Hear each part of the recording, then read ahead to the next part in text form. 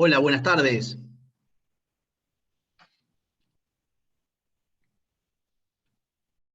Hola, buenas tardes. Bueno, les pido por favor que prendan las cámaras, así nos vemos las caras.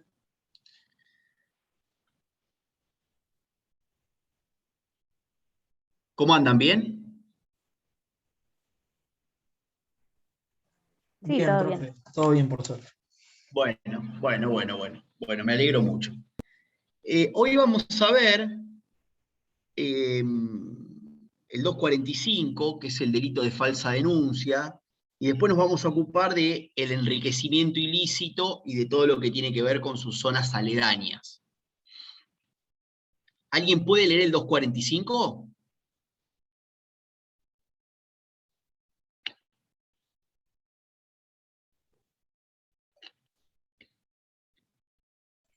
Yo lo leo, profe. Bueno, adelante. Se impondrá prisión de 2 meses a un año o multa de pesos 750 a 12.500 pesos el que denunciare falsamente un delito ante la autoridad. Bueno, ese delito se llama falsa denuncia, se incorpora al Código Penal en el año 1949, se toma del proyecto de Coll y Gómez del año 1937.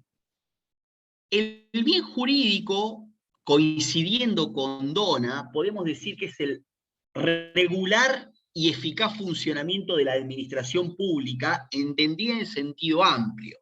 Porque acá lo que se afecta concretamente, a través de las falsas denuncias, es a la administración de justicia. ¿Se acuerdan que yo les hablé en la clase de atentado y resistencia de esto de los ataques desde fuera y desde dentro a la administración pública? Bueno, este es paradigmáticamente un ataque desde fuera. Es la falsa denuncia que provocará el inicio de una investigación sin sentido, digamos, ¿no?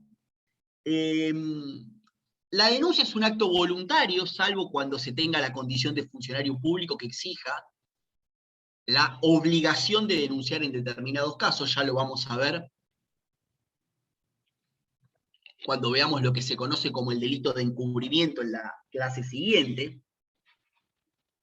Es un acto informativo, evidentemente, salvo los delitos dependientes de instancia privada que requiere la denuncia para iniciarse la investigación, porque si no, no se puede iniciar, por ejemplo, en los casos de abuso, ¿no? Paradigmáticamente. Es un acto, como dice Dálvora, promotor mediato del proceso penal, porque inmediatamente lo que hace es poner en marcha los mecanismos investigativos y persecutorios para darle paso al inicio mediato de ese proceso penal, ¿no? Acá se perturba el normal funcionamiento de la administración de justicia, les decía, es lo que se conoce como simulación de delito.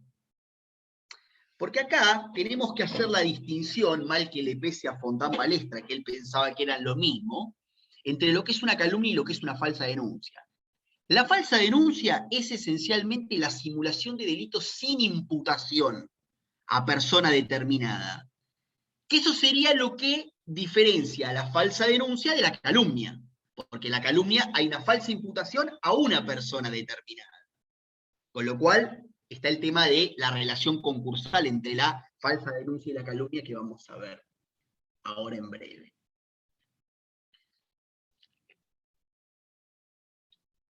Les decía que el sujeto pasivo es la administración de justicia. Tiene tres características la falsa denuncia.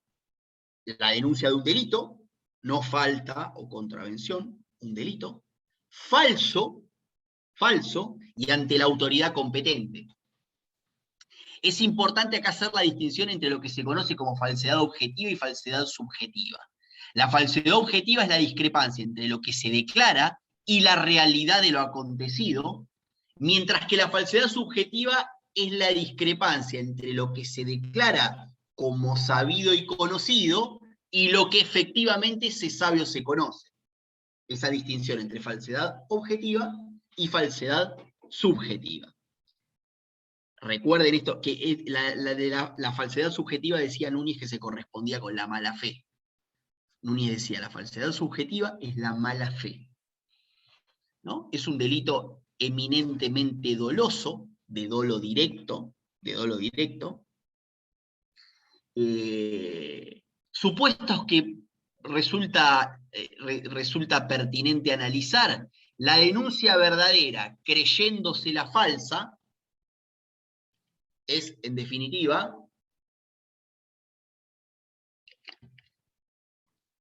un caso en el cual lo que hay es una ausencia de tipo objetivo, de tipicidad objetiva, porque no hay falsa denuncia, justamente. Y la inversa, la falsa, creyéndose la verdadera, en definitiva, tiene un déficit en lo que tiene que ver con la imputación subjetiva. Porque no es que se denuncia falsamente, pero creyéndoselo verdadero. Con lo cual, en definitiva, estamos ante un supuesto de error. Problemas también de la relación concursal que se presenta entre, por ejemplo, la falsa denuncia y la calumnia. Yo me inclino a creer que esa relación concursal, pese a que en el plenario Bulow, histórico plenario Bulow, de la Cámara del Crimen se sostuvo que había un concurso aparente por especialidad, porque la calumnia es más especial. Lo cierto es que yo me inclino, como les decía, me inclino a creer que siempre cuando los bienes jurídicos protegidos son distintos, la relación concursal no debiera catalogarse como aparente, porque los bienes jurídicos, porque precisamente eso, el legislador buscó como objeto de tutela a diferentes bienes jurídicos. En el caso de la calumnia es la protección del honor, y en el caso de la falsa denuncia es la protección de la administración de justicia o el regular funcionamiento de la administración de justicia. Con lo cual la relación concursal debiera ser ideal, más que aparente, porque independientemente de que la calumnia evidentemente absorbe la ilicitud de la falsa denuncia, lo cierto es que al tratarse de dos protecciones diferenciadas, debieran catalogarse como caso de concurso ideal y no de concurso aparente. Esto pasa en otros supuestos del código, en otros casos, ¿no? Yo creo que eso es así. Donde algunos ven concurso aparente, yo entiendo que hay que ver mínimo concursos ideales. Ejemplos, miles. Formando parte de una asociación ilícita cometo robos. Robos en banda, por ejemplo. Y alguno va a decir, bueno, la cuestión de la banda ya comprende la ilicitud propia de la asociación ilícita, con lo cual sería un concurso aparente. Habría como una absorción de la ilicitud de la asociación en la comisión del robo en banda, que si no se lo estarías imputando dos veces. Bueno, perfecto. Ahora, esa absorción no implica necesariamente un concurso aparente, sino una relación de concurso ideal. Digamos, vos perteneciendo a una asociación cometés delitos en particular, ¿no? Entonces la relación concursal es ideal a partir de que se están protegiendo con esos tipos penales dos bienes jurídicos diferentes. En el caso de la asociación ilícita, el orden público; en el caso de los robos, la propiedad. Otro ejemplo que se puede poner, el robo portando armas. Algunos van a decir, bueno, el robo con arma, vos no podés imputar la aportación porque es un concurso aparente de tipos penales. Ya al salir a robar con un arma, vos estás absorbiendo toda la ilicitud de la aportación. Ahora los bienes jurídicos son diferentes. En el tema de la aportación apuntamos a la seguridad pública, en el tema del robo a la propiedad. Con lo cual yo digo, la ilicitud de ambos tipos penales, la ilicitud que deviene de ambos tipos penales, debe mantenerse a partir de sostener ambas en modalidad concursal ideal. La falsa denuncia es un tipo penal que concurre muy habitualmente. Recuerden lo que yo les dije: simulación de delitos sin imputación a una persona determinada. Es denunciar un falso hecho ante la autoridad competente. Les pediría por favor a los que tienen la cámara apagada que cuanto menos la prendan. No tomo lista, nada, pero quiero que prendan las cámaras, así por lo menos le veo las caras e interactuamos. Por favor, veo varias, Simula- veo varias 12 la cámaras falsa. apagadas. Les pido por favor que la prendan. ¿Me espera que cambie el aparato, profe? Sí, sí, por supuesto, sí, sí, no, es el aviso de que tengo las cámaras encendidas, eso les pido. Les decía esto, recuerden esto de la simulación de un delito sin imputación a persona determinada, la denuncia de un falso hecho ante la autoridad competente. ¿Con qué otro delito les parece que este puede concurrir habitualmente? En virtud de esta definición que yo estoy dando, ¿no?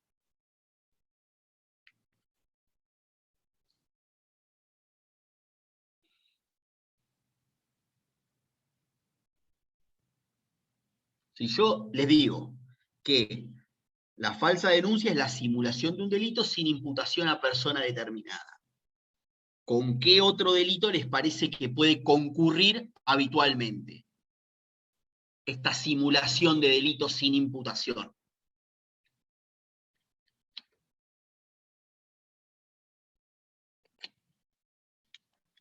Anímense.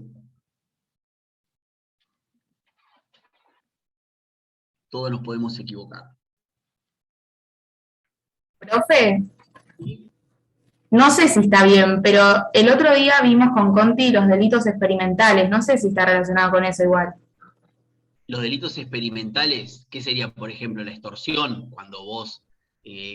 Claro, dijo como que el sujeto activo estaba en grado de tentativa, pero nunca se consumaba el delito.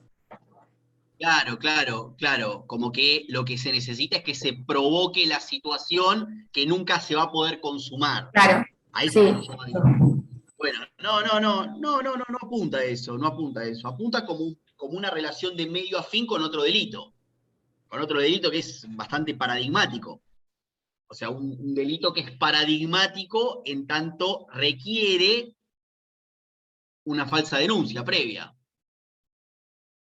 Una modalidad delictiva que es muy, muy particular. A ver, piensen.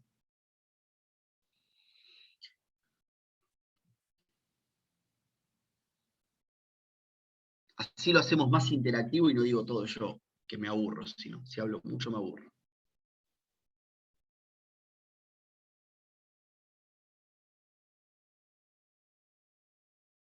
¿Nadie tiene la idea?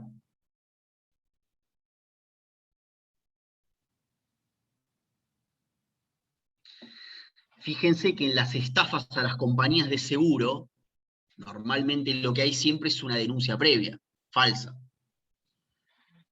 Cuando quiero estafar a la compañía de seguro por el robo de auto falso, hay una denuncia falsa. Cuando quiero estafar a la compañía de seguro por robo de cubiertas que no fue real, hay una falsa denuncia. Entonces esto está estrechamente asociado a la estafa a la compañía de seguro. Entonces, claro, acá también se va a plantear la cuestión de la relación concursal entre la estafa y la falsa denuncia. La Corte tiene dicho hace muchos años que esta relación concursal es una relación de concursalidad material o real. Yo entiendo que está justificado. Exactamente por lo mismo, es decir, los hechos son escindibles. Hay algunos que sostienen que la relación es una de concurso aparente. Porque claro, porque la estafa en realidad subsume ya la denuncia falsa en atención a que forma parte del ardid completo. Digamos, el ardid completo es la falsa denuncia más la disposición patrimonial perjudicial de la compañía de seguro. Es todo parte del mismo ardid.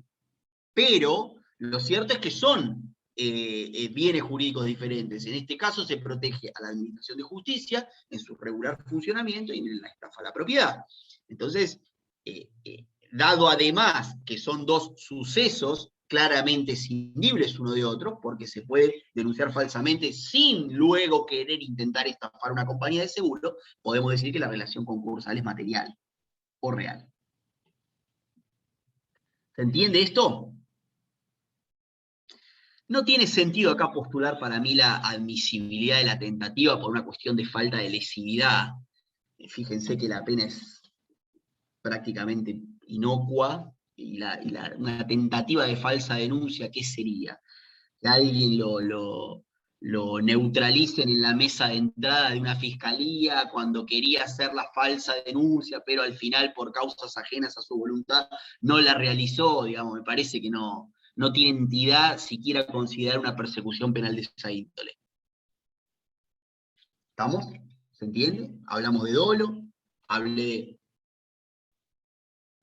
un dolo directo, ¿no? Porque decía, por ejemplo, Carrara, decía, en la calumnia, Carrara decía textualmente, la ligereza unida a la previsión de poder dañar construye el dolo. En la calumnia, es decir, admitía un dolo eventual. Entonces, en cambio, en la falsa denuncia el dolo tiene que ser directo, es un dolo de propósito, un dolo enderezado a denunciar a sabiendas de la falsedad un hecho, por consiguiente falso, ¿no? Entonces es un dolo directo, no un dolo eventual como el que se admitiría en la calumnia a partir de lo que es el agravio al honor, ¿no? Se supone que al agraviar el honor de alguien uno tiene que ser muchísimo más, a la hora de construirse la imputación penal, uno tiene que ser más laxo cuando está en juego el honor de una persona. En el caso de la falsa denuncia se supone que para punir tiene que haber un propósito ilícito, un propósito, tanto dolo de propósito, ¿no? Si seguimos lo que tiene que ver con el análisis del dolo que se hace en el sistema angloparlante, digamos. No se habla tanto de propósito en la dogmática europeo-continental.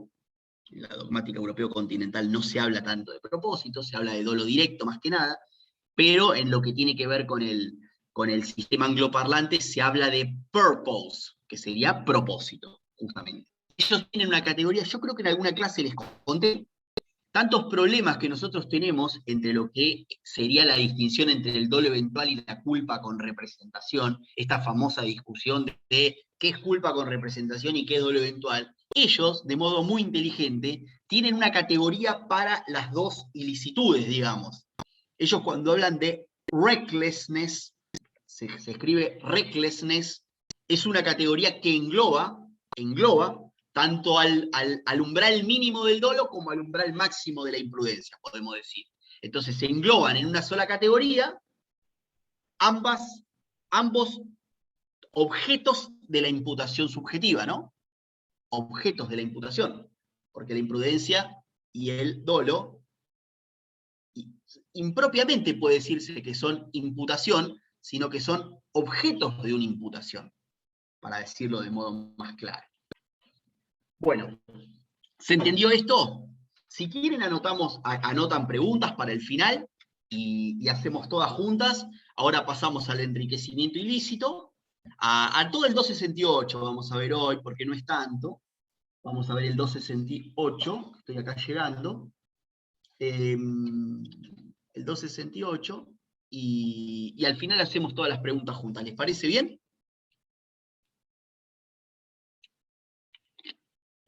Bueno, la clase pasada es en algún punto el antecedente de esto que hoy, de lo que ahora voy a hablar, ¿no?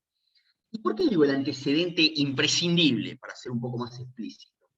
Porque la realidad es que nosotros cuando analicemos el tipo penal consagrado en el artículo 268.2, vamos a poder advertir claramente la exigencia típica de un deber positivo, o normativa, para ser más claro, ¿no? Porque en realidad no es, o sea, la consagración típica de un deber positivo o exigencia normativa de un deber positivo.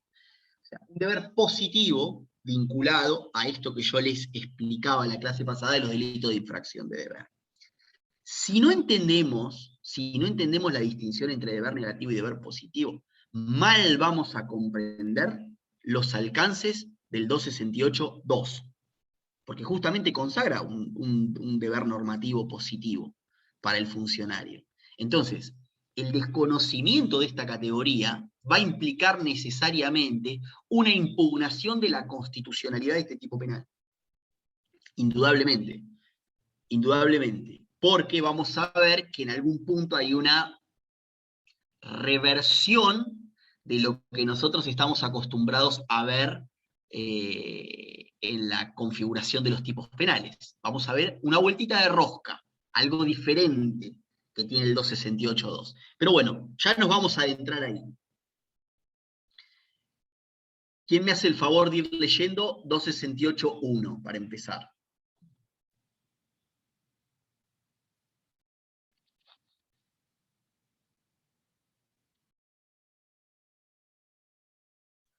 Bueno, profe, yo lo leo.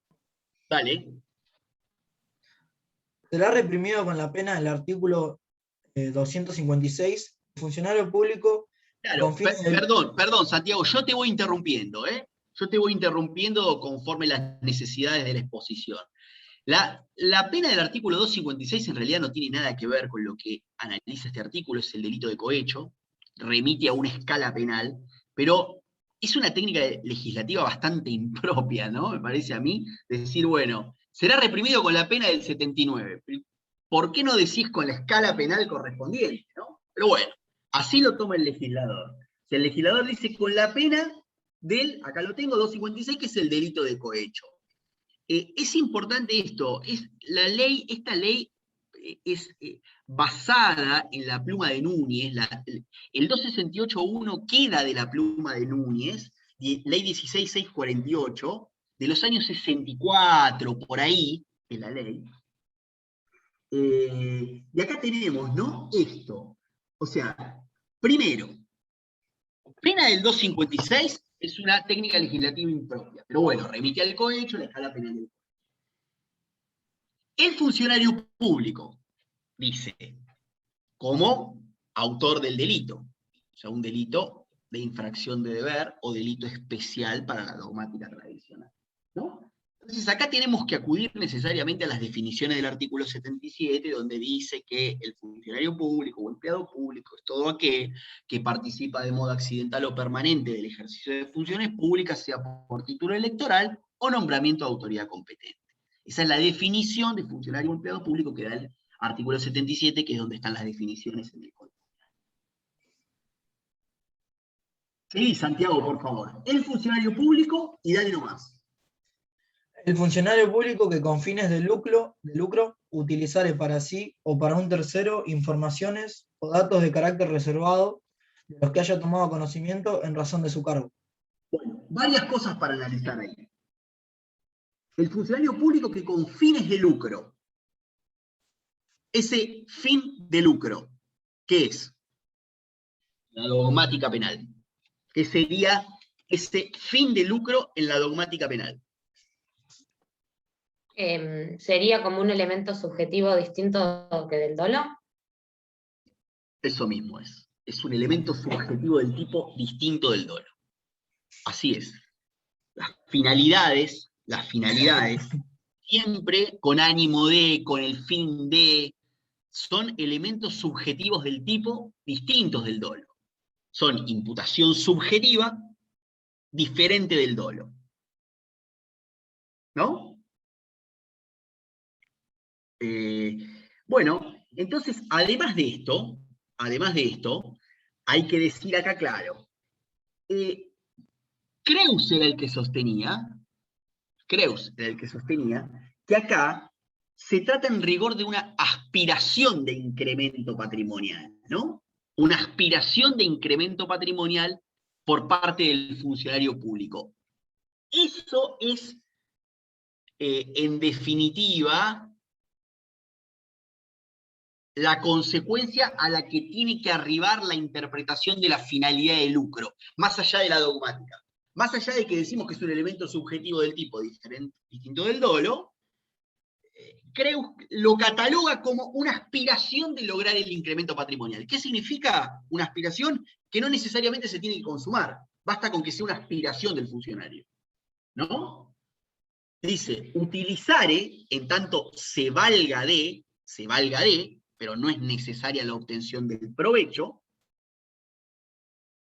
para sí o para un tercero, informaciones o datos de carácter reservado, informaciones o datos, esto ya lo dijo en su momento Molinario y Aguirre Barrio, se da una relación de género-especie. El dato es una especie del género información. Información es lo macro, el dato es algo puntual o específico.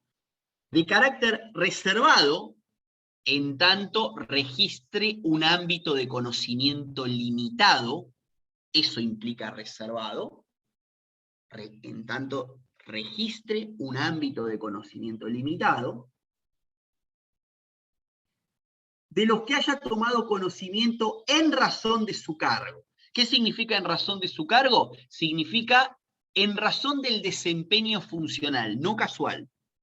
No casual. Hay un ejemplo que pone Creus cuando dice que en razón de su cargo toma conocimiento un secretario de Economía de una medida que se va a tomar al interior del Ministerio de Economía, pero no un secretario de Educación que escucha al ministro de Economía hablando porque tiene el despacho contiguo, al de él.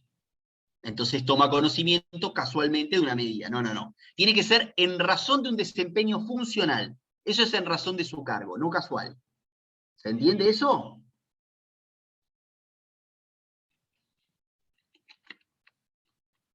Es en definitiva la filtración de información. Este delito es la filtración de información. Fíjense, o sea, la filtración de información que obviamente pervierte la actuación funcional, ¿no? El desempeño de la función.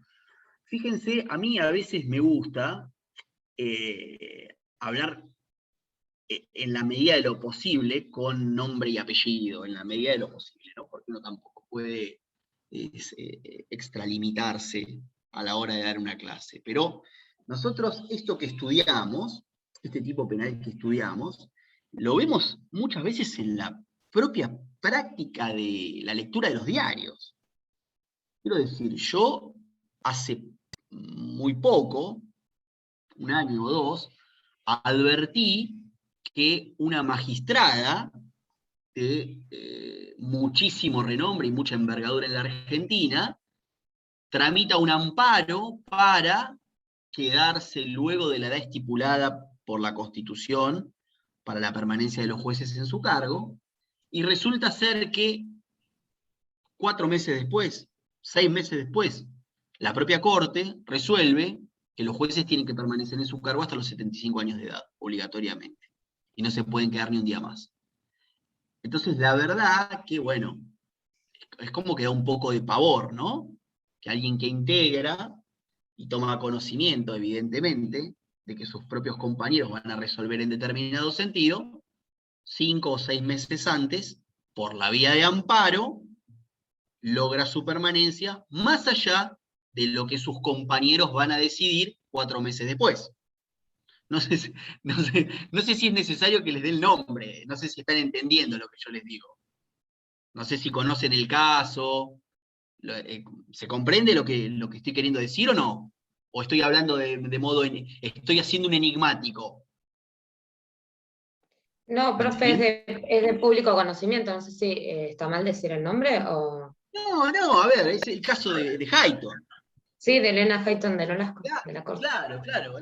Entonces, digo, muchas veces uno estudia estos delitos de modo un poco asépticamente, ¿no? Como que, bueno, la filtración de información con fin de lucro. Bueno, y lo cierto es que lo vemos muchas veces propiciado hasta por propia gente que presta funciones en el Poder Judicial. Entonces, la verdad que, bueno, que provoca como cierto pavor, ¿no? Digo, que sí, o escozor, más que pavor, escozor provoca. Porque la realidad es que sí, se conoce que un tribunal, el máximo tribunal, la máxima jerarquía va a resolver en determinado sentido, que una jueza que lo integra previamente, por la vía de un amparo, resuelva algo contrario a lo que sus compañeros van a resolver 4 meses después, bueno, llama mucho la atención, por lo menos pongámoslo en esos términos. Les quería decir esto. Bueno, es un delito de dolo directo, de pura actividad, evidentemente, es un delito de pura actividad. Bueno, y dicho esto, quisiera que lean el 268.2, así lo comentamos.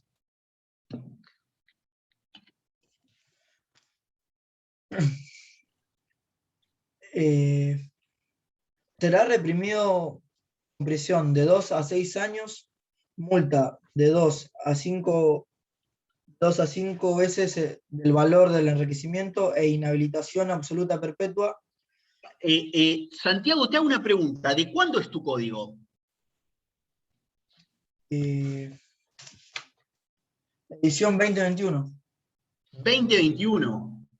Mira, yo lo tenía como multa del 50% al 100%. Entonces, evidentemente, se actualizó eso. A ver, léelo completo, porque el que yo tengo acá es del 2017. Claro, evidentemente se actualizó eso. A ver, léelo completo, a ver cómo está. ¿Cómo? Roberto, perdón que me meta.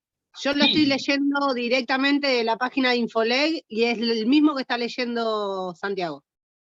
Excelente. No, perfecto. Entonces se actualizó eso. A ver cómo quedó, díganmelo. Al principio ves que dice incorporado por ley 16.648 y modificado por ley 25.188. Párrafo según Sí. ley 27.401. Y ahí arranco. Ahí está. Entonces la 27.401 es la posterior. A ver, léemelo, por favor. Bueno, será reprimido con prisión de 2 a 6 años, multa de 2 a 5 veces del valor del enriquecimiento e inhabilitación absoluta perpetua, el que al ser debidamente requerido no justificare la procedencia de un enriquecimiento patrimonial apreciable suyo o de una persona interpuesta para disimularlo, ocurrido con posterioridad a la asunción de un cargo o empleo público y hasta 2 años después de haber cesado en su desempeño. ¿Sigo? Sí, seguí, que quiero ver si se modificó algo más de lo que yo tengo. Se entenderá que hubo enriquecimiento no solo cuando el patrimonio se hubiese incrementado con dinero, cosas o bienes, sino también cuando se hubiesen cancelado deudas o extinguido obligaciones que lo afectaban. La persona interpuesta para disimular el enriquecimiento será reprimida con la misma pena que el autor del hecho. Perfecto. Entonces, exclusivamente lo que se modificó es el monto de la multa, que se adecuó, porque advierto de lo que vos lees, Santiago, se adecuó a la reforma de las negociaciones incompatibles, que también es de 2 a 5. Yo lo tenía Profe. como... Sí, Pero en el libro, ¿usted no tiene el libro de la cátedra? sí, lo debo tener por ahí. ¿Pero por qué? A ver. No, lo estaba haciendo un chiste porque está modificado. Sí, no, lo debo tener por ahí. Lo que pasa es que no sé quién comentó ese artículo. ¿Lo debe haber comentado Néstor Conti?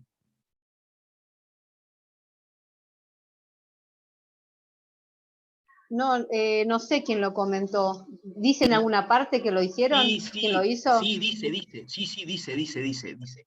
Lo que pasa es que a mí me parece que Néstor Conti tiene la postura, si es que él lo comentó. A ver.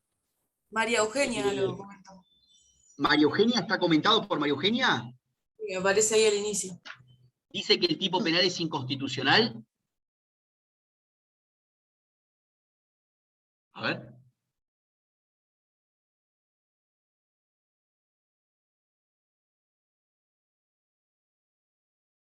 Fíjense en los fundamentos si dice que el tipo penal es inconstitucional.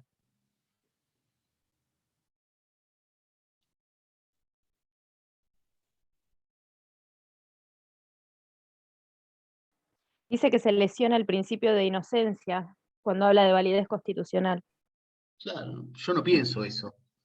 No lo pienso en lo más mínimo. No se Ya los lesiona compliqué. que no se lesiona el principio de legalidad tampoco. ¿Cómo? Dice que no se lesiona el principio de legalidad. Pero el de inocencia sí. Que no se lesiona el principio de inocencia, no se lesiona el principio de legalidad. No, está bien. Que no se lesiona, claro, que no se lesiona. No, te entendí que sí se lesionaba el principio de inocencia. A ver, esperen que voy a buscar el libro, a ver, esperen.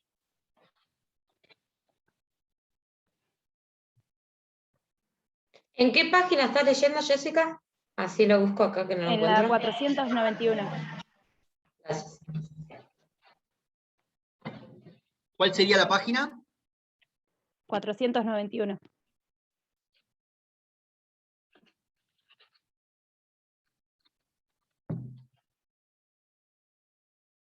Ojo cuando toma exámenes, si me llega a tocar, porque lo hice ir a buscar el libro, téngame piedad. No, yo voy a tomar lo que yo pienso en relación a los tipos penales. No, si yo leo del libro y no coincido, yo voy a tomar lo que yo doy, porque yo en definitiva, porque esta es una materia cursada, no es libre. Entonces yo si doy un punto de vista divergente a lo que figura en el libro, voy a tomar lo que yo doy. O sea, es así. ¿Por qué? Ahora les voy a explicar.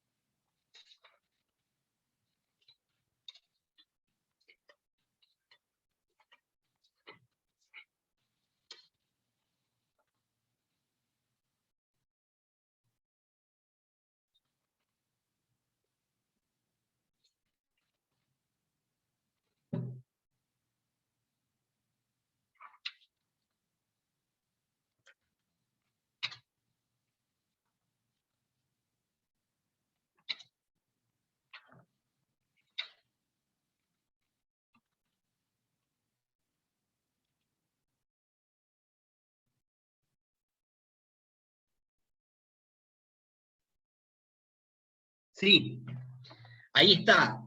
Cuando se inicia el capítulo, dice que este artículo fue comentado por Néstor Conti. Pero esa postura para mí es errónea. Y voy a explicar por qué. Lo puedo argumentar, no les voy a decir exclusivamente que no, porque no, sino que lo voy a argumentar. Por eso digo, esto estudienlo de lo que yo les doy. Para mí es muy importante la clase pasada, porque yo les dije, acá que existen los delitos de infracción de deber es un consenso al que arribaron Roxin y Jacobs. Para tirarse contra Roxin y Jacobs hay que tener mucha espalda. En la dogmática penal no es fácil. Roxin y Jacobs son probablemente los penalistas alemanes más importantes de los últimos 40 años, o 50. Ellos llegaron al consenso de que esta categoría existe, de que hay deberes positivos. Y justamente el 268.2 lo que viene a consagrar es un deber positivo, ni más ni menos. Claramente se le dice al funcionario, a usted se le advierte un enriquecimiento patrimonial apreciable en relación, para decirlo en criollo, al salario que usted cobra. Justifíquelo, señor o señora, justifíquelo. En la medida en que usted no lo pueda justificar, se configura este tipo penal. ¿Se entiende? ¿Cuál sería el deber positivo? El deber positivo viene dado por la justificación del enriquecimiento patrimonial apreciable que se advirtió.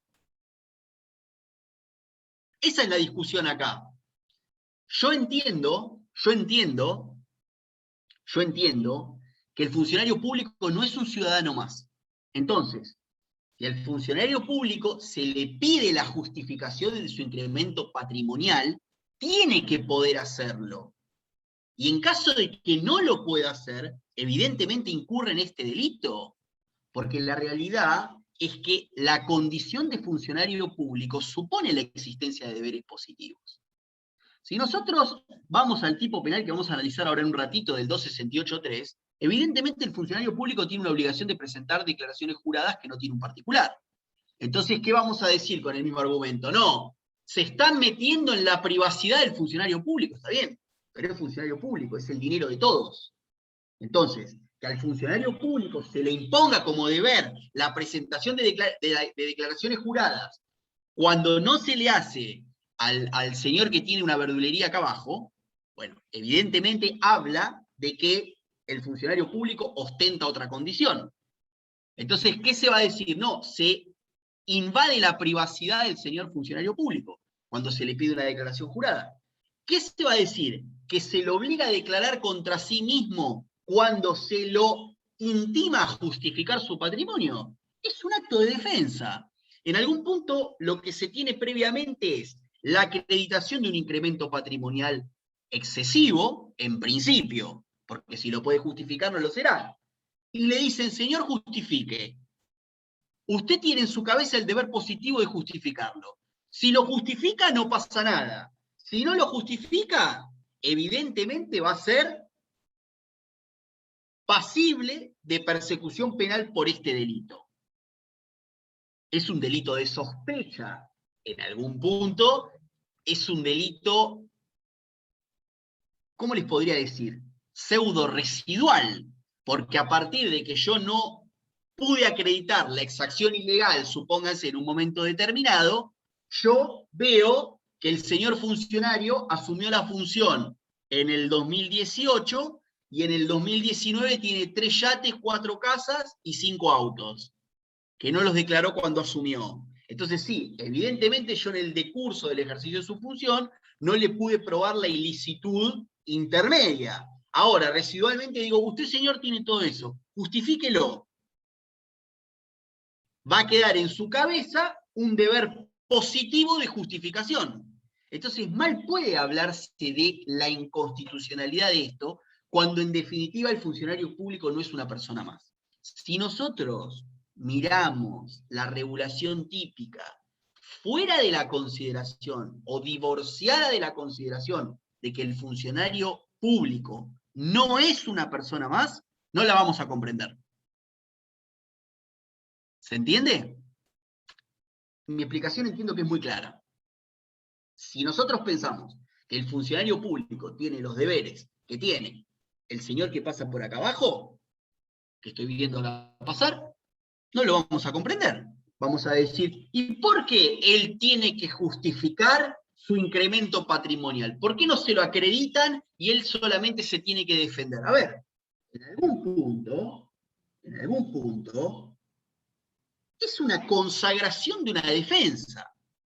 Yo veo acá, es una consagración de una defensa. Yo acredito algo, yo veo 2 declaraciones juradas. Un año, otro año. El señor asume la función pública, declaración jurada, que tiene la obligación de presentar, ¿no? Funcionario público tiene la obligación de presentar declaración jurada. Léanse ley 25.188, la ley de ética pública, artículos 4, 5, 8, 9, léanselos, porque ahí habla de la obligación de presentar declaraciones juradas. Señor, usted declara una casa y un auto. Presenta la declaración jurada 2 años después, es ministro. Presenta la declaración jurada 2 años después y tiene 4 casas y 6 autos. Entonces yo le digo, señor, usted tiene un incremento patrimonial considerable en relación a su salario y en relación a lo que usted denunció como propio cuando llegó a la función pública. Justifíquelo. A partir de ahí, el funcionario podrá o justificar o no justificar, y se consolidará la imputación por enriquecimiento ilícito. Pero entienden esto, que la dinámica del tipo parte del presupuesto de que el funcionario y la persona no son lo mismo. Porque en algún punto, uno a un homicida, que se le imputa haber estado en un determinado momento, en un determinado lugar y haber hecho tal conducta, haber disparado un arma de fuego, no se le dice, justifique que no estuvo ahí. Al funcionario público en algún punto se le está diciendo, justifica que vos no sos un corrupto. Hablando mal y pronto. Justificalo. Yo estoy viendo un excesivo incremento patrimonial y te compelo a que justifiques la licitud de ese incremento. ¿Me comprenden lo que quiero decir? Sí, profe, también tiene que ver con el hecho de que cuando una persona asume la función pública, es lo que hablaba la otra vez cuando explicaba lo de los delitos de la infracción de deber. Tiene que fomentar, además de que otra persona no lo dañen, él tiene que fomentar el buen, no dañar Por supuesto. Derechos y lo obligaciones. de la competencia de fomento. Competencia de fomento a la public. Derechos y obligaciones, como dice George Freud. Freud dice, no pueden los funcionarios públicos pretender valerse de los derechos que la función otorga y desligarse o divorciarse de las obligaciones. Es derechos y obligaciones. Entonces, yo creo que con todo el respeto que me merece mi compañero y amigo Néstor Conti, que la realidad es que el análisis de estos tipos penales debe partir de ciertos presupuestos dogmáticos. O sea, yo creo que antes de abordarse estos tipos penales hay que pisar muy fuerte en el plano dogmático. O sea, en el sentido de entender esta categoría. Doctor, una pregunta. Ya estoy. Cierro la idea. De entender esta categoría, cuya existencia, en relación a cuya existencia están de acuerdo, o se ponen de acuerdo, probablemente los dos máximos penalistas de los últimos 50 años de Alemania, pero precisamente porque tiene muy buenos fundamentos. Es decir, hay deberes negativos y deberes positivos. Entonces yo entiendo que el análisis de este tipo penal, sin el abordaje de esta categoría, es ininteligible. Es ininteligible. Sin el abordaje previo de esta categoría y sin estarse pisando muy sobre terreno firme en relación a esta categoría, el tipo penal es incomprensible. Sí, escucho.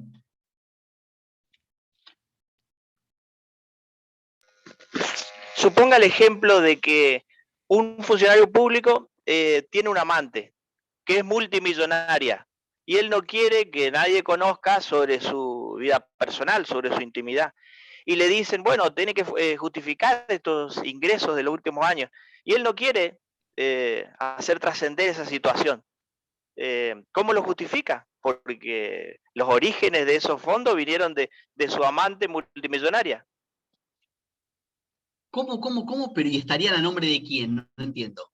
No entiendo el caso. El funcionario público no puede justificar los ingresos de los 2 últimos años, como el ejemplo que usted dio, que tiene un yate, que tiene un auto, un Lamborghini, sí. Y todos provienen de que él tiene una relación con una amante que es millonaria, que tiene que le regala todo eso. O como que vos me querés decir, Martín, como si se lo donara. Le donara claro. un auto, le donara. Y bueno, pero, lamentablemente para el señor funcionario, yo entiendo que la cosa pública está por encima de lo que él quiere o no quiere ventilar. ¿No? Es decir, yo no lo eximiría al señor funcionario so pretexto de estar invadiendo su privacidad, de que justifique de qué forma accedió a tener 4 Lamborghini y 5 casas. Yo no sé vos si estás dispuesto. Yo le diría, justifique, señor, diga cómo ingresó esto a su patrimonio. Porque usted es funcionario público, no es un particular. Si usted quiere tener un amante y hacer vida de Juan Pérez, o digo, poner un ejemplo trivial, renuncia a la función pública. Porque la realidad es que en el patrimonio de los funcionarios públicos está interesada toda la ciudadanía. No es una cuestión estrictamente personal. Es una cuestión macro, es una cuestión más grande. O sea, entonces, no, yo no voy a informar porque está en juego mi relación sentimental con mi amante. Bueno, a ver, no me parece un fundamento plausible. No sé si está de acuerdo. Sí, yo estoy de acuerdo con usted. Y si no es mucha molestia, ¿me podría explicar la postura de Conti? Sí, no, la postura de Néstor es una postura que parte de no tener en cuenta la categoría. Porque en definitiva, también Sanzinetti, Chiappini, sostienen que en definitiva hay una violación a la prohibición de declarar contra vos mismo. A partir de que a vos te compelen a justificar tu crecimiento patrimonial, lo que en definitiva van a decir es, vos estás declarando contra vos mismo. Y bueno, pero a ver, vuelvo a decir, vuelvo a poner el ejemplo de las declaraciones juradas. Si yo inserto un dato falso en mi declaración jurada y me lo ve la autoridad y en base a lo que yo estoy consignando como declaración jurada hace un análisis de ilicitud o de tipicidad en mi contra, también en algún punto yo estoy declarando contra mí mismo. Porque la imputación penal va a partir de la declaración jurada que yo presenté. Entonces tenemos que hacer caer todas las obligaciones positivas de los funcionarios. ¿Se entiende? Tenemos que decir, Sí, bueno, no. esto Sí.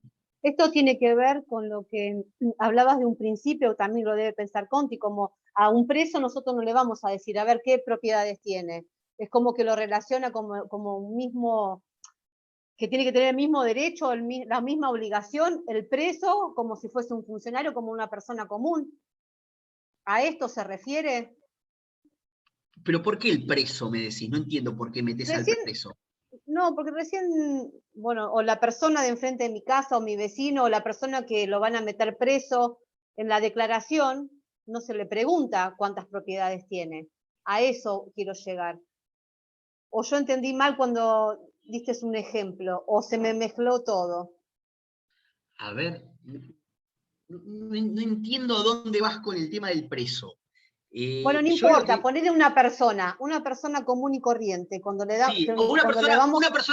una persona común y corriente nunca va a tener este tipo penal en el que se lo obligue a justificar su incremento patrimonial, como un deber positivo. Una persona común y corriente nunca va a tener que presentar declaraciones juradas, que se analicen. Y eso es lo que se refiere Conti. Claro, eso voy yo, a eso es lo que se refiere Conti. Lo pone a la persona, a la misma categoría, mi vecino o yo como Y entiendo a dónde ahí vas. está. Entiendo a dónde vas. Entiendo a dónde vas. Claro. Pone al funcionario en la categoría de una persona más.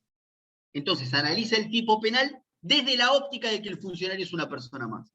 Como yo parto del presupuesto de que la función pública excede a la persona del funcionario, es más importante, más relevante, es una institución social, yo voy a decir que los deberes positivos en cabeza de los funcionarios están justificados. Entiendo a dónde ibas, ahí la agarré, ahí la capté. Sí, gracias. La realidad es esa, se parte del desconocimiento de esta categoría. La postura que, en definitiva, lo ve como una prohibición de declarar contra uno mismo, o como conculcatoria del principio de inocencia y todo eso, en definitiva parte del desconocimiento de la categoría. A ver, del desconocimiento o de la discrepancia con la categoría, pero se tendrá que fundar. ¿Cómo influye esto en una causa? ¿Cómo influiría esto en una decisión judicial? ¿Cómo influye? ¿Cómo influye? Sí. Y bueno, Sí. que alguien que piensa que el tipo penal es inconstitucional nunca lo va a poder perseguir penalmente. Al funcionario público que en una declaración jurada tenía una casa y un auto, y 2 años después tiene la casa, el auto, 3 yates y 4 cuentas en Suiza. Hay que hacerse cargo de eso. Yo no me quiero hacer cargo, porque yo pienso lo contrario. ¿La vemos? O sea, ahí como que ya se empieza a complicar la mano. Porque si nosotros pensamos que la función pública tiene que estar auditada en exceso, como pienso yo, nada es poco para auditar la función pública, bueno, obviamente que voy a partir de la constitucionalidad de la norma. ¿Se entiende a dónde voy? ¿Con todo lo que explico? Perfecto, profe. Bueno, me alegro. Doctor, otra pregunta. Sí, estoy. Ahí nomás. Escucho. ¿El enriquecimiento ilícito es como el último recurso por no haber descubierto las exacciones o el cohecho? Es algo así, por eso yo les decía, es un delito residual. Es residual. Yo no pude engancharte en el momento, no te pude enganchar con las manos en la masa. Entonces, voy a lo posterior, digamos, voy a lo evidente en algún punto, ¿no? A lo evidente. Porque la realidad es esa. O sea, yo estoy a partir de algo que es ostensible, diciéndote justificar. Ni más ni menos. Justifica. Justifica. Este incremento patrimonial, justificalo. Mi pregunta Así. iba por ahí, Roberto, también. Sería, A ver. sería como una especie de cascada, digamos, de búsqueda en cascada. Busqué el Claro. delito, no lo justifiqué, te pedí la declaración jurada, no me la hiciste, incurriste en el delito del 268.3 y te pido judicialmente que me justifiques el enriquecimiento final, digamos, al último eslabón. Claro, pero vos fijate, Vanina, que además existe la posibilidad de una imputación aún habiendo presentado la declaración jurada, y que yo coteje declaraciones juradas. Y diga, bueno, pero ¿y entre esta y esta qué pasó? Claro, puede ser el caso en que se cometan los dos delitos típicos. Exacto. Y el caso de que, habiendo dado la declaración jurada, no me cierre y te juzgue por el enriquecimiento igual. Sí, claro. Por eso es evidente la conexión que existe entre el 268.3 y el 268.2. Yo puno 268.3, una breve explicación. Yo puno la omisión en la presentación de declaraciones juradas o la falsedad en los datos que se consignan. Puno la omisión de la presentación de las declaraciones juradas o la omisión de algunos datos de la declaración jurada presentada o la falsedad de algunos datos presentados en la declaración jurada. Entonces yo, en definitiva, ahí lo que hago es conectar los dos tipos penales, sí, evidentemente, porque el hecho de compeler a un funcionario público a presentar todos los años una declaración jurada, como estipula la Ley de Ética Pública, va a permitir que yo coteje el contenido de las declaraciones, como por ejemplo, no sé, la autoridad administrativa pertinente que coteje las declaraciones juradas para, en definitiva, ver de qué índole es el incremento patrimonial del funcionario, si es que lo hay. Puede perder plata el funcionario porque tiene gastos, pero también puede incrementar su patrimonio. Si lo incrementa, yo a partir de exigirle la presentación de declaraciones juradas, lo puedo ir cotejando. Lo puedo ir cotejando año tras año. Entonces, en el 268, meto a los dos artículos juntos y voy hablando de los dos. En el 268.3 vemos los dos párrafos, ¿no? Segundo párrafo y tercer párrafo. En el segundo párrafo tiene que haber una notificación fehaciente, que es lo que en definitiva ordena la Ley de Ética Pública. Por eso les dije, artículos 4, 5, 8 y 9, mírenlos, de la 25.188. Notificación fehaciente.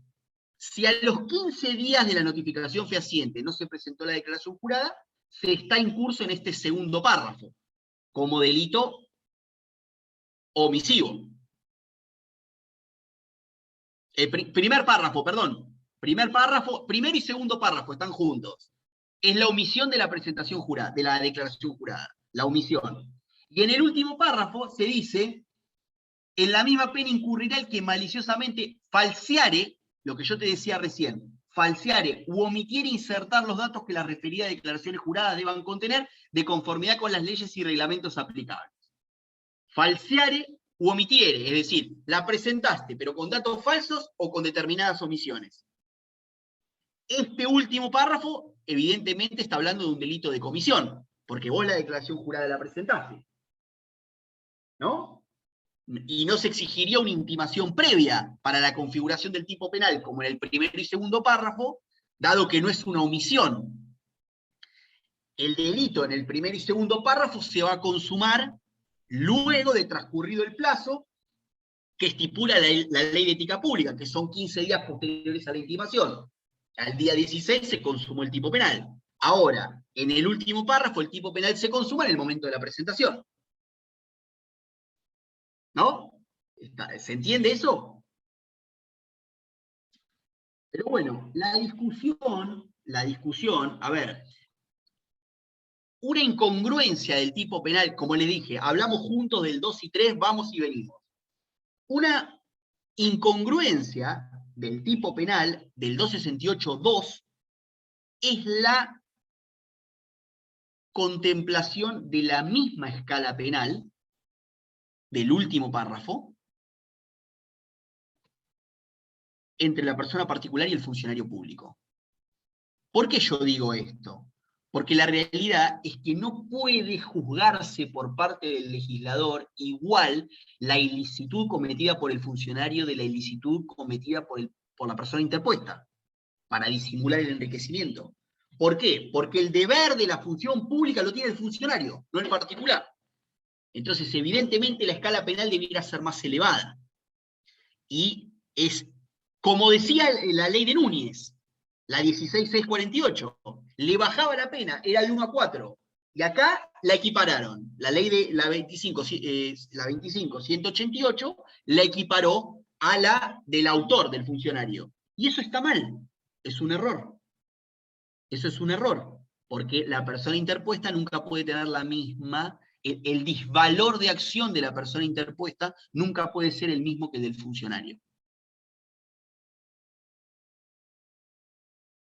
Me parece muy bien, tanto, yo escribí un artículo sobre ese tema, sobre el tema de las negociaciones incompatibles con el ejercicio de funciones públicas, y justamente precisé que el hecho de poner una multa era justamente lo que se necesitaba, faltaba la multa en el 265, y se puso en una reforma relativamente reciente. Yo escribí un artículo sobre eso, y decía que lo que estaba contemplado ahí en el 268 estaba bien, de la multa. ¿Por qué? Porque la realidad es que si una persona se enriquece por 5 millones de dólares, y por una componente entre fiscal y defensor pacta una pena en suspenso, lo cierto es que el disvalor de acción queda notoriamente divorciado de la concreta pena aplicable. Entonces, yo entiendo que estos tienen que ser delitos de multa obligatoria.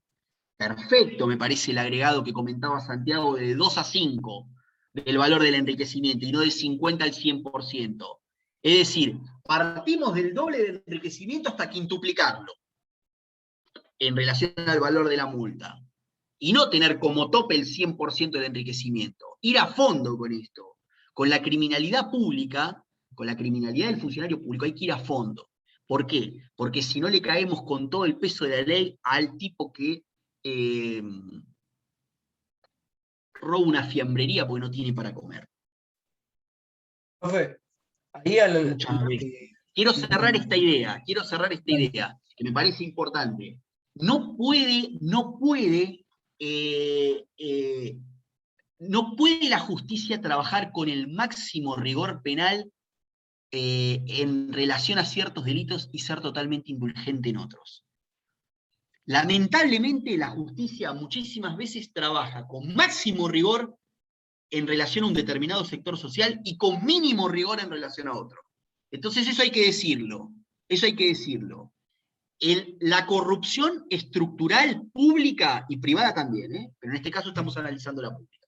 La corrupción estructural pública es la que genera la comisión de un montón de delitos en cascada, como decía la compañera, yo lo uso ahora, en cascada, a partir de que el dinero no va donde tiene que ir. Porque alguien se lo roba en el camino. Entonces, hay que ser muy, muy riguroso a la hora de analizar delitos que afecten el erario público.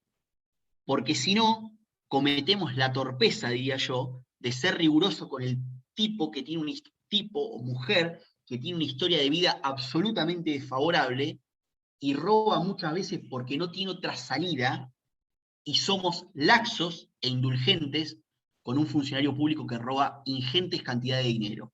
Entonces, eso a mí me parece totalmente contraintuitivo, y lo quiero decir. No se puede ser riguroso acá e indulgente acá. Primero el rigor con la persona que está completamente insertada en la sociedad, y que nunca podemos decir que es un outsider. Permanentemente en los tribunales se juzgan personas que son outsiders, personas que están prácticamente marginadas de la sociedad.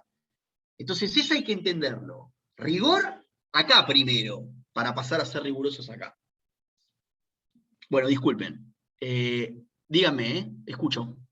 Doctor, en el caso del enriquecimiento, ese funcionario pasó por toda la etapa, por coacción por exacción, por concusión.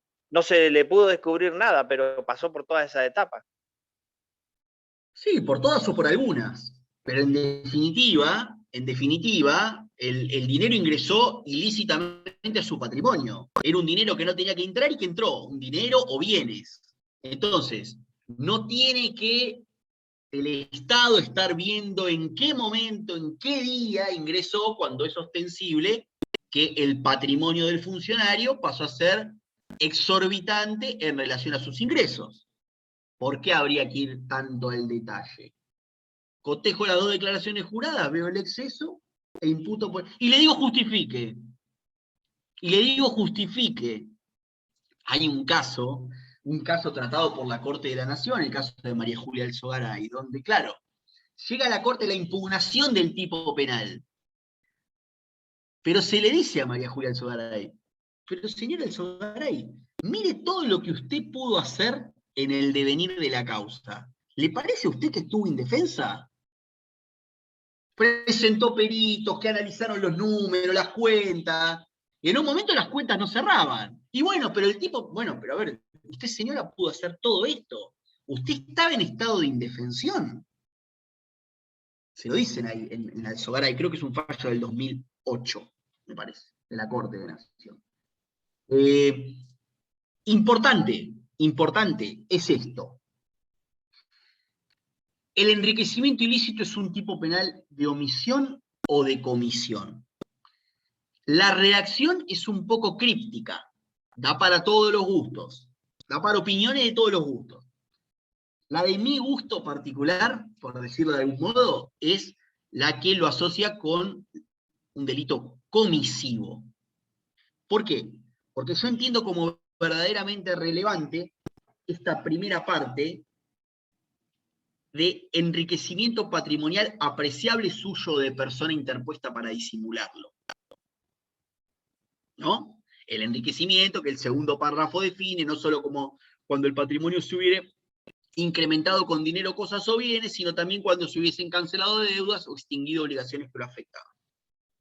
En ese sentido, ese es el núcleo de la ilicitud para mí, que es a partir de lo cual al funcionario público una autoridad, que puede ser una autoridad administrativa, un fiscal para mí también, porque es el que investiga delitos, justamente, cómo no va a poder hacer. Hay una discusión sobre el fiscal, sobre si el fiscal puede o no puede intimar. Yo entiendo que sí, porque el fiscal es el custodio de los intereses de la sociedad que investiga delitos. Entonces, ¿por qué no va a poder intimar a un funcionario público para que justifique su incremento patrimonial, si él investiga delitos? Me parece una obviedad, pero bueno, eso se discute. Entonces yo les decía, a mí me parece que el núcleo de la tipicidad viene dado por este enriquecimiento patrimonial apreciable. La no justificación posterior a la intimación oficia, según mi parecer, de una condición objetiva de punibilidad. Yo en esto estoy con la Cámara, hay un viejo fallo de la Cámara Nacional de Casación Penal, o sea, la anterior Cámara Nacional de Casación Penal, no la de ahora, ¿no? Vieron que la Cámara Nacional de Casación Penal englobaba todo, hasta hace 10 años. Englobaba las causas federales de toda la Argentina y las causas nacionales en grado de casación, digamos. Esa Cámara Nacional de Casación que englobaba todo, y de la cual emana este fallo, que es el fallo Pico, que es donde habla de esto del enriquecimiento ilícito como un delito comisivo y la no justificación como una condición objetiva de punibilidad. Esta Cámara Nacional de Casación Penal, le decía, se separó en dos y quedó Cámara Federal de Casación Penal, para todo lo que tiene que ver con los recursos de casación de resoluciones ante los tribunales orales federales de Argentina, y además la Cámara Nacional de Casación Penal, por otro lado, que es la superior de los tribunales nacionales de capital. Bueno, la vieja Cámara Nacional de Casación Penal resolvió esto, que yo les estoy citando en este momento, de tomarlo como un delito comisivo y la no justificación como una condición objetiva de punibilidad. Yo entiendo, erróneo, que el núcleo de la ilicitud pueda verse como la omisión de la justificación del enriquecimiento patrimonial. No, la omisión no es una conducta, es un hacer. Se está poniendo un exceso en el patrimonio, algo que el funcionario hizo, si lo tratamos fenomenológicamente, algo que hizo y no debía, que era incrementar justamente de modo indebido su patrimonio. La omisión es una condición objetiva de punibilidad. Yo te digo, justifica, vos no lo podés hacer, ahí arranca la investigación. ¿No? Condición objetiva de punibilidad. Para sancionarte, tiene que estar cumplido este requisito previo, que es la no justificación. Es como decir la evasión tributaria, ley 24769. Hay un monto debajo del cual la evasión no se persigue. ¿Eso qué es? Una condición objetiva de punibilidad. La ilicitud es toda la misma. Ahora, si vos no evadís por más de, creo que ahora es 1.500.000 pesos, no sé si lo subieron o no, esta evasión no tiene sentido para nosotros, no la perseguimos. Ese monto es una condición objetiva de punibilidad. Esta no justificación es una condición objetiva de punibilidad. Vos te enriqueciste, te digo justificate, no justificás, arranca la persecución penal. No es una omisión, el núcleo de la ilicitud no es la omisión, no es la omisión, es la comisión, lo que vos hiciste y no debías hacer.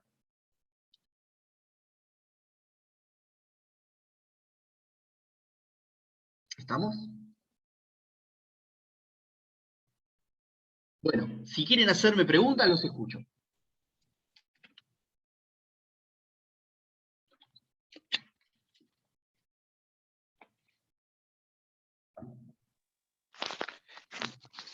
Doctor, ¿en el caso de María Julia Alzogaray se pudo probar, aparte del enriquecimiento, cohecho o exacciones, algún otro delito? Creo que la condenaron por el enriquecimiento. Es un fallo del 2008 de la Corte de Nación. Me parece que la Corte de Nación llegó en 2008.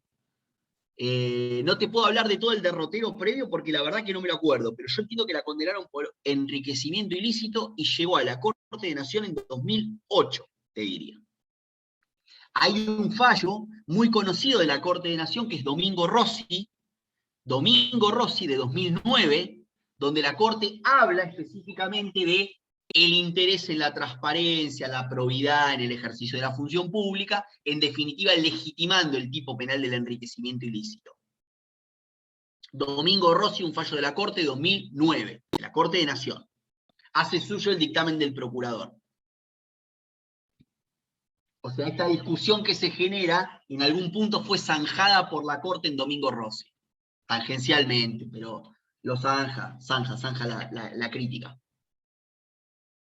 Además, fíjense el artículo 36 de la Constitución, donde se habla de la sanción por los graves hechos de corrupción pública. Creo que es el cuarto o quinto párrafo del artículo 36 de la Constitución que da un argumento constitucional para la persecución de delitos de corrupción cometidos por funcionarios públicos. No solo Argentina está obligada internacionalmente a partir de la ratificación de la Convención Internacional sobre la Corrupción, que Argentina ratificó, Convención Interamericana sobre la Corrupción, sino que además, en el propio artículo 36 de la Constitución está. ¿Alguien tiene la Constitución a mano? Así no les hablo en el aire. Yo tengo. ¿Qué artículo? Fíjate, Abigail, el artículo 36, creo que es cuarto o quinto párrafo, cuando habla de la corrupción del funcionario en la Constitución. No me acuerdo el párrafo exacto. Este dice, atentará a sí mismo contra el sistema democrático quien incurriere en grave delito doloso contra el Estado que conlleva enriquecimiento. ¿Ese? Ahí, ese mismo, claro. Bien. Dice, sí, es el 1, 2, 3, 4, 5, el quinto. Atentará a sí mismo contra el sistema democrático quien incurriere en grave delito doloso contra el Estado que conlleva enriquecimiento, quedando inhabilitado por el tiempo que las leyes determinen para ocupar cargos o empleos públicos. Claro, hay un paraguas constitucional. Yo creo que los críticos la tienen muy complicada, lamento decirle. Hay un paraguas además constitucional. Grave delito doloso que conlleva enriquecimiento. Yo no sé de dónde se puede hacer la crítica. ¿Atentará contra el sistema democrático? ¿Leíste, Abigail? Atentará contra el sistema. Y yo no entiendo de dónde se van a agarrar. La tienen difícil, según mi criterio. La tienen difícil. Bueno, no sé si me quieren decir algo más.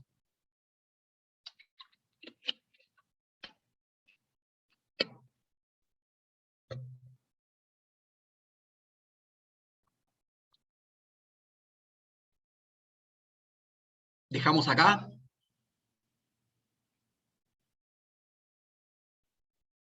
Profe, ¿cuál es su próxima clase? Mi próxima clase es la semana que viene, ¿no? La otra les voy a dar seguramente encubrimiento y falso testimonio. Seguramente. O sea, tendría que ser ya un día antes del examen, porque el examen supuestamente es el jueves 25. ¿Se entiende? Entonces su última clase cabería el 24, que sería un día antes, que me parece que no. A ver, esperame un segundo.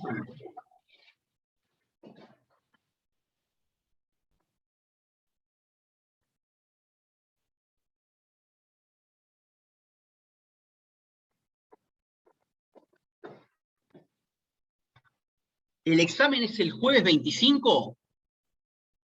Sí. ¿Ya lo tienen confirmado? Sí, supuestamente, o sea, está en la lista publicada del centro de estudiantes, y ya los demás docentes ya lo sabían. No. Entonces, de ser así, no les voy a dar una clase el día anterior. Claro. No, yo pensé que no.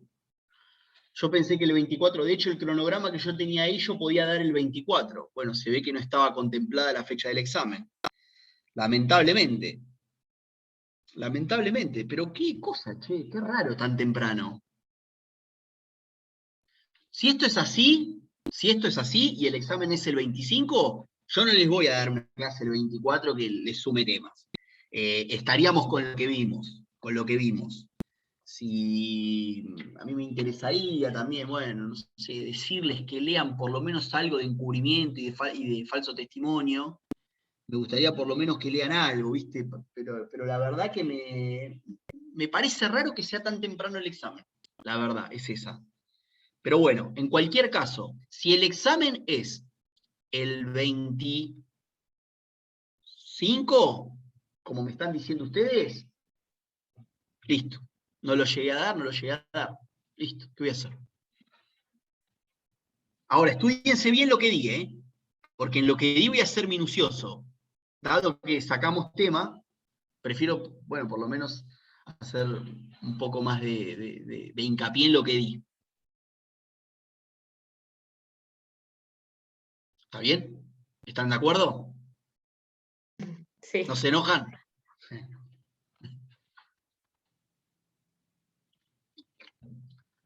Bueno, entonces nos vemos el 25, que es en la facultad, es oral, ¿no? Claro, Oral en la facu, bueno, nos vemos entonces el 25 ahí en la facu. Si el examen es, ya se los dejo con total claridad, si el examen es el 25, no les doy nada antes. Hagan mucho hincapié en lo que yo di. Si el examen es el 25. Si el examen es la otra semana, el 24 les doy lo que me falta. Pero si el examen es el 25, el 24 no les doy. Bueno, cualquier cosa, cualquier duda, me preguntan, me escriben mails, no tengo problema, contesto. Todo lo que sea facilitarles la tarea, bueno, bienvenido para mí. Bueno, les mando un saludo y muchas gracias por escuchar. Gracias. Hasta luego, buenas tardes. Buenas tardes, hasta luego.